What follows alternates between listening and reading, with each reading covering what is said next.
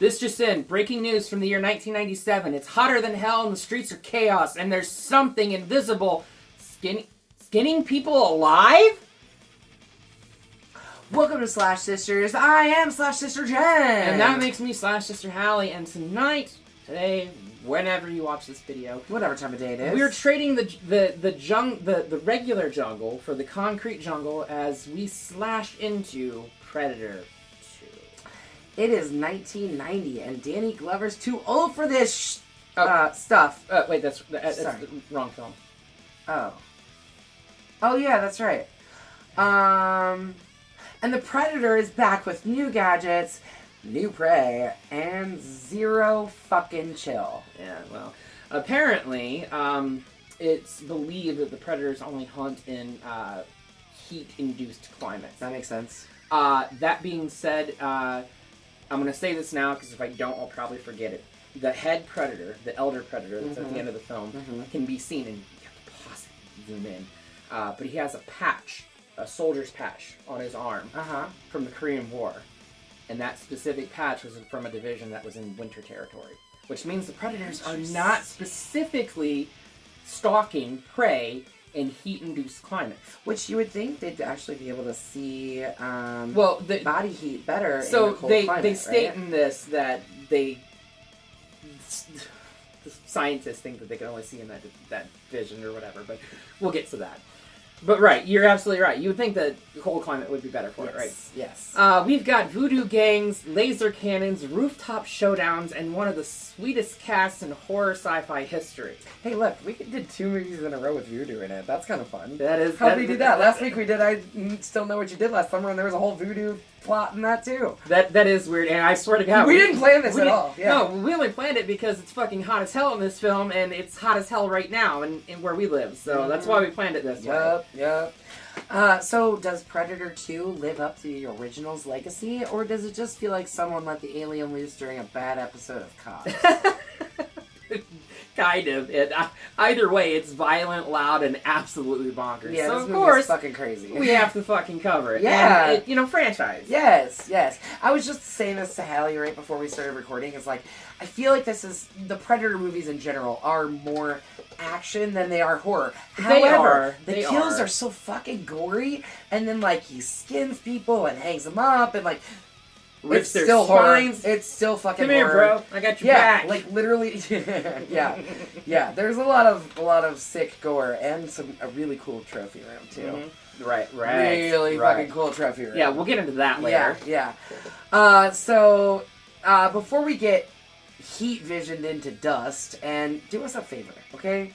Like, subscribe, hit that notification bell so you never miss out on our weekly horror, sci-fi, slasher reviews and shenanigans. Yes. She can't talk. It's gonna be a fun video, guys. Shenanigans will be... There we go. I had to reset her. Wait, Oh, there we go. Here we go. All right. Shenanigans will be had with or without you, and we want you here for those. Yes, we do. I also do love how you hit back here, because that's where the port is on the Utani synthetics. Yeah. I know. All right. I know, dummy. Come on. It's debatable, but I think that's true. We cover cult classics, gory gems, and the kind of chaotic sequels that make you say, "Who greenlit this shit?" And how do we think? So grab your body armor, watch your 6, and whatever you do, don't bleed. I ain't got time to bleed. It still cracks me up that his coping mechanism was dry fucking shaving. Yeah. Not him, not the guy that said I ain't got time to bleed, because that was Jesse Ventura, but Bill Duke. Yeah. Let's lock and load. It's time to take on Predator 2. So, as we said, this movie was released in 1990, okay? So let's keep that in mind. So, in this movie... 1990. In this movie, it takes place in 1997. A dystopian future for them. Los Angeles is experiencing a heat wave and a turf war between heavily armed Colombian and Jamaican drug cartels. A predator watches a shootout between the police, the Jamaicans, and the Colombians, observing Lieutenant Michael R. Harrigan, right? Michael Harrigan? Lieutenant Harrigan. That's Michael Harrigan. I don't know why it's just R. Right. Whatever. Harrigan decides to charge into the gunfight by grabbing some sawed-off shotgun from his trunk and putting a bulletproof vest over the passenger side car door. I mean, whatever. I guess that's gonna protect some things, like some bullets. And then, mind you, he's hanging out of the freaking thing. Yeah, because he accidentally drove the door off of his car. No, he intentionally drove the door. Oh, did he? Off. Yeah, so he could do that, so he could jump out. Yeah. Okay. Quickly. Because they were trying to save some officers that had been shot and were laying in the road. Right. They were trying to get to some officers that were hurt. Yes, and drive the Colombians back into their hideout. The Predator assaults the Colombians, causing a disturbance, and prompts Harrigan and Detective Leona Cantrell and Danny Archuleta, who's played by Ruben Blades. Mm-hmm.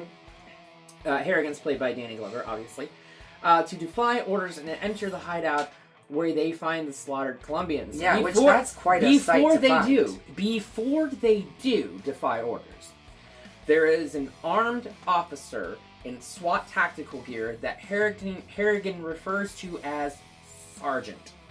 It's kind of funny.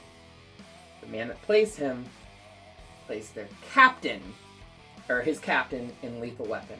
All four of them. No shit, that's so funny. I didn't even realize that. That's fun. I'm watching this the other day for this review, and I'm like, hang on, I gotta wait a second here. IMDb this shit. So was this first though? No. Okay. Lethal Weapon was the original Lethal Weapon was like 87, 88, somewhere in there. Yeah. Okay, so on the roof, Harrigan has chased one of the remaining drug cartel guys up to the roof. He shoots at the crazed gang leader and catches a glimpse of a camouflaged predator, like up on the roof. But dismisses it as a mirage due to the extreme heat, which I get. Like, when he, you know how heat puts off those waves and stuff? Especially when it's real fucking hot. Mm-hmm. And his acrophobia. He has an intense fear of heights. Yes. Harrigan does. Yes.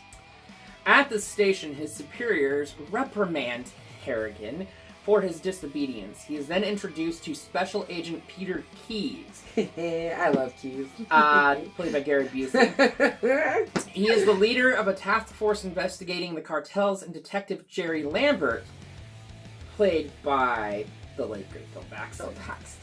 The newest member of Harrigan's team. It's interesting too, and we'll talk about it more when we get to it. Jake Busey, Gary Busey's son, plays Dr. Keyes in The Predator. Literally playing his son.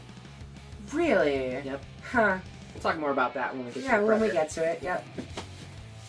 That's fun. Later that evening, Jamaicans invade the Colombian drug lord's penthouse. I mean, it's kind of a cool shot, like, because we're coming in up over the city and straight into the penthouse, where they're fucking. Anyways, but they come busting in and they murder him, but then they are in turn killed by the Predator. Like, all of the drug lords are killed by the Predator, and Harrigan, upon Harrigan's arrival, I mean, of course, he defies orders again and goes in there anyways. Because he wants to stop this chaos and everything like that. He feels like he's the only one capable of doing it.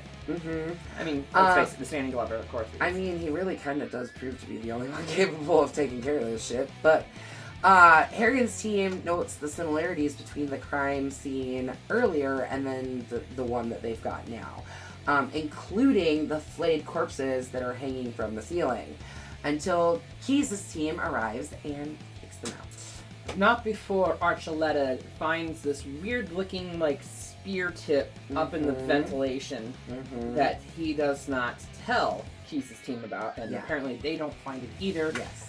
But he points it out to Harrigan. Yes. Archuleta then returns alone, finding one of the Predator's spear tips, as I just so eloquently pointed out, before the creature kills him. Rest in peace, Ruben Blades. Sorry, Ruben. You know he played in Fear the Walking Dead as well. Yes. Yes.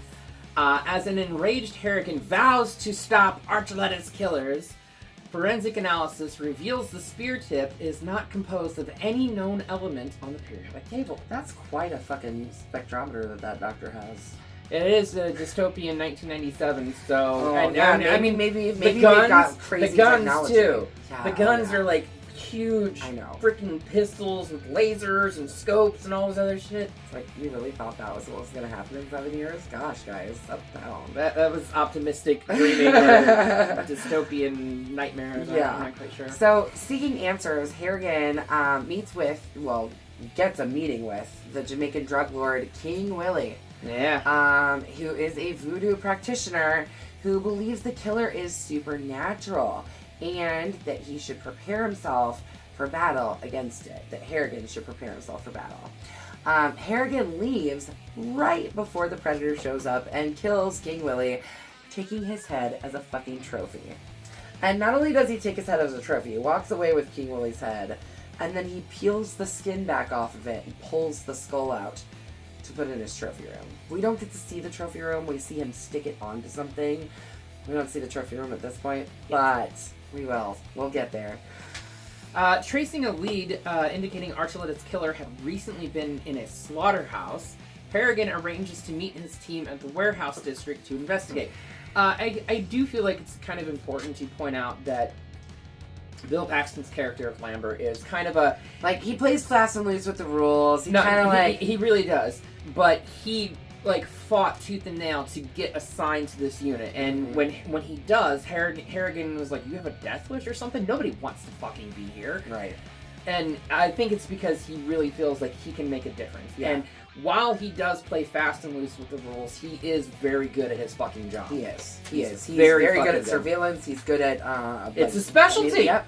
Yep. It's his specialty. So PR's his specialty. Right, exactly. I'm glad you get where I was going with Everything's his specialty. Right. Yeah, no, I love his character, though. I just think he's so great.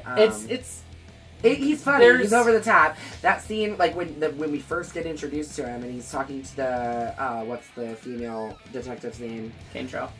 Cantrell, and he's flirting hard with her. She grabs him by the balls and basically twists and says, "We're not gonna do this shit. Nope. Get the fuck away from me." Right. I also do think that it's also interesting to point out that Alien and Predator are linked. Yes. The film franchises are linked. They are. Bill Paxton plays in this. Yes. He plays in Aliens, but Aliens is set some 200 to 300 years in the future. Yeah. What if... It's his great-great-great-great-grandson or some shit? Right. What if that character that he's playing in Aliens is as a descendant What of this if we didn't know that this was happening off-screen, but maybe Bill Paxton's character, what's his name? I can't remember. Lambert? Yeah, Lambert in this. What if that baby that's in Cantrell's baby, in Cantrell's tummy, is Lambert's baby? And that's the start of the bloodline. Because, okay, let's cut to it. Cantrell and Lambert take the subway. Lambert ends up killed. But the whole subway sequence is fucking hilarious. No, it is. It really ridiculous. Is. They are ambushed by the Predator, but this is after they try to break up a little fight between drug kingpins. Some druggies or whatever was trying to pick on some white collar businessman, and he pulls the gun out of his fucking briefcase, and then they pull guns out on him, and then everyone in the entire car pulls guns out because everybody's fucking packing in LA in 1997. Everybody, even the little old ladies. Yeah, that was hilarious. But no, this scene is quite hilarious. Yeah, how it plays out. But then after everybody's got their guns out, then the Predator shows up and begins attacking, just murking everybody. Everybody kills numerous armed passengers, but spares Cantrell after its helmet scanners realize that she is pregnant. Yes. Arriving in time to see it claim Lambert's head. Actually, it was his head and spine. Skull, and spine, It was the whole... Harrigan chases the fleeing Predator, but Keyes' men intercept him. Yeah. Keyes reveals that the monster is an extraterrestrial hunter with infrared vision, believed to be the only type of vision that it has. And active camouflage that has been hunting humans for sport. They've nicknamed it a type of predator, although it'd be more of a hunter. Yes. And they actually say that as much in The Predator. Yeah. But they even mention the activities that happened in Central America. Yeah. They actually approached Arnold to come and do a cameo in this, but they couldn't meet his salary demands to do it. No. Oh well. Yeah. Keyes and his team have set a trap in the nearby slaughterhouse, which they have tracked down because other victims have had blood and stuff from the slaughterhouse. Apparently the Predator has been eating the beef. Yeah. Anyways, using thermally insulated suits with mounted ultraviolet lights and covering the entire slaughterhouse in a type of radioactive isotope that they can that is like in their vision field that they're using. Yeah, it's very convoluted what they do here, but super they have cryogenic weapons to try and capture it for study. So like the weapons don't put off any heat, so he shouldn't be able to see them with the infrared. However, the suspicious Predator hears their footsteps. He ain't no dummy. And he uses its scanner to track, outmaneuver, and slaughter all of Keyes' men via their lights. But he doesn't kill Keyes. Yet. Harrigan attacks and wounds the Predator, but it destroys... If it bleeds, it can die. Right? Yeah. But it destroys his weapon. It nearly kills him before Keyes tries to freeze the creature, because we thought Keyes might have died, but did not. Yeah, he comes out with his cryogenic gun and tries to freeze it. But the the Predator throws some type of like smart disc thing that can cut through anything, apparently. Literally does, because it cuts through the Predator's net later. But it bisects Keyes. Which it really doesn't show him. They just show the bottom half of his body fall, which is funny, because if it bisected him, both parts of his body should have fallen unless he was tied up by something. I personally think that it didn't bisect him. I think it beheaded him, because it looks like most of his body, upper torso, but falls. Where does his head go? It would have fallen too. All you see is a body fall. Yeah, that's all I'm saying. Pretty much. I think it's kind of stupid, but whatever. Irregardless, the Predator chases Harrigan to the roof, where they clash until they are left hanging from a ledge. Yeah, literally. The creature tries to act like a fucking bitch. He's like, well, fuck it, I'm just gonna self-destruct. I'm out. And before he can finish the sequence, Harrigan is able to get that disc out of the fucking wall and cut his arm off through the control panel and everything. Yeah. And the Predator falls. When Keyes' men intercepted Harrigan, they did tell him about the presumed explosion that the Predator set off when it was trapped in Central America. Right. And that's why they couldn't catch it then, because it destroyed itself. That's what they assumed at least. So Harrigan knew that was going to happen, right? There's also a nod to the first one, where the Predator, either Keyes removes the mask or Harrigan removes the mask or whatever, and the mask ends up sliding completely away. But the Predator itself is always one ugly motherfucker. Yeah, he is. Harrigan starts to say that line. You are one ugly mother... The Predator reaches up and chokes him. The Predator finishes the fucking line. That's right. Motherfucker. Yeah. Which means one of two things. They're connected. Either there is some type of collective hive mind with Predators, or somehow the events of Central America 10 years prior got back to the Predator homeworld and he knows this. Or just kind of assumes that's what the next line is going to be. Yeah. But the fact that the Predator spoke the English variation of motherfucker and not like the clicky noises the Predators do. Yeah. Kind of fucking cool. Yeah, it is kind of cool. I'll agree with you. Right. Yeah. So after he like gets his forearm cut off, like gets his arm cut off, he like slides down this pole that falls into an apartment. Yeah, some little old lady's bathroom. Which is fucking great.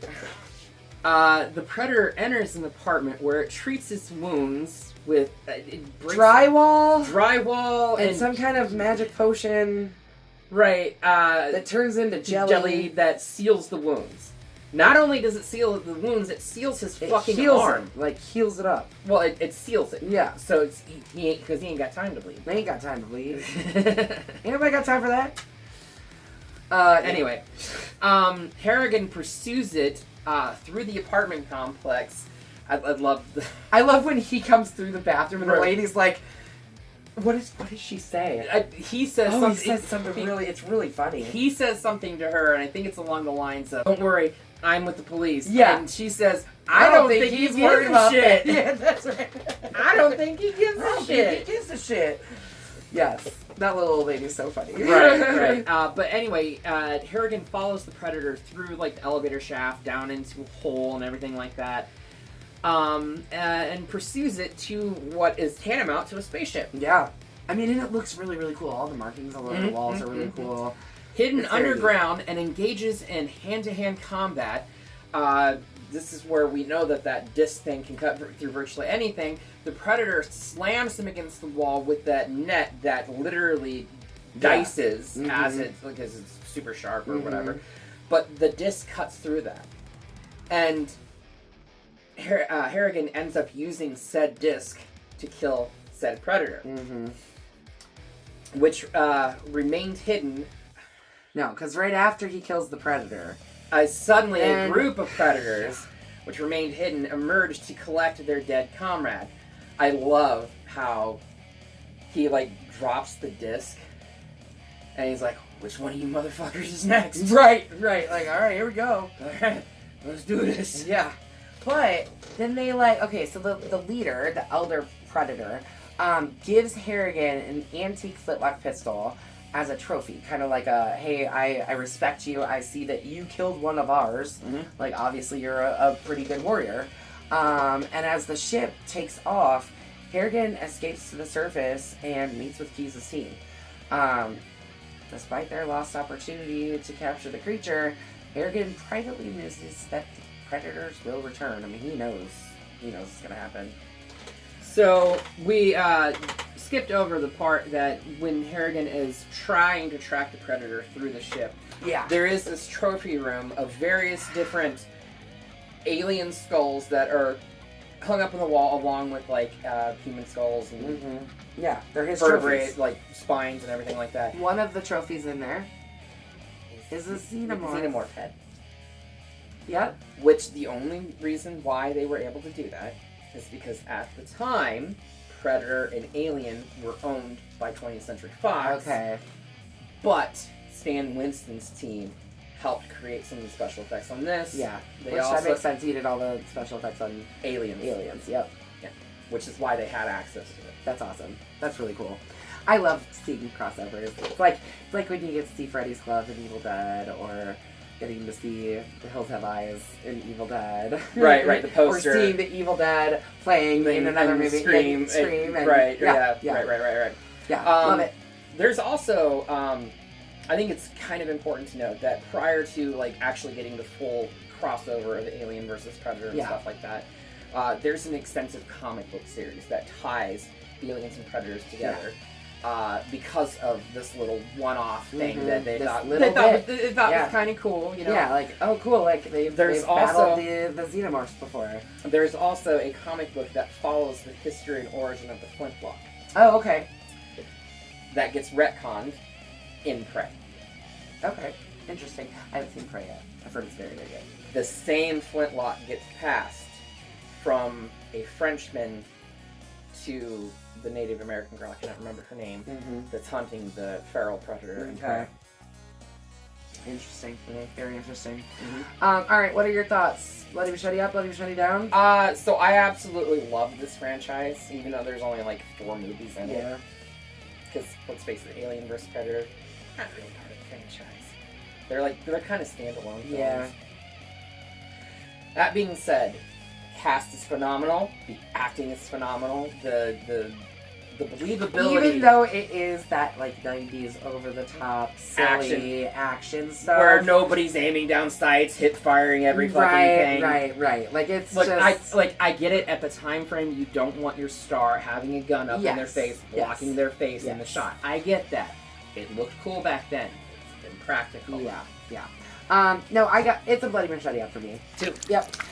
It's bonkers, it's silly, there's things that I'm like, really, what the fuck? But, like, it's really, really fun to watch. You also just have to remind yourself that this film is set in a dystopian future from 1990. So it's meant to be bonkers and off the wall and partially believable, but partially not believable, too. Yeah.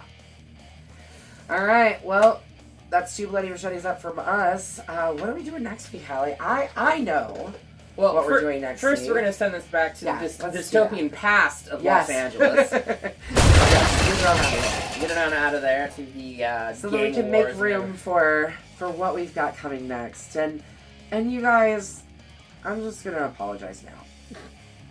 That's all. I actually have forgotten what we got. Yeah, you can apologize once you pull it out. I do apologize as well. Yep. It's funny that you talk about Freddy Krueger glove popping up in other properties. That's true, because it does pop up in this property at the very end. Because at the very end, it pops up at the end of Jason Goes to Hell. How about that, guys? Go watch this. I'm not going to give you a... Okay, you already know what my machete is. Up or down. Okay, so just from what I'm go saying. watch the Jason movie that has no Jason.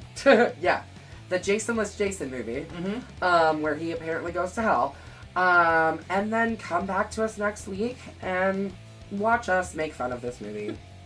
That's what we're gonna do. That's what I'm gonna do. I don't know about her, but I don't. She has no words. We're gonna make fun of it. Don't you worry. But until the one thing that I can say about this, besides like teasing, like it has a great opening. It has the opening's awesome. It has a great opening, but they were also trying to tie this to the Evil Dead franchise as well. Yes. We'll get into that next week. We will. Until then, make sure that you slash that subscribe button, stab the like button, ringling that gray bell so you don't get lost in the mix and stay up to date on everything we are doing on the tube of you. Yes. And until next time, we will see you all in the afterlife.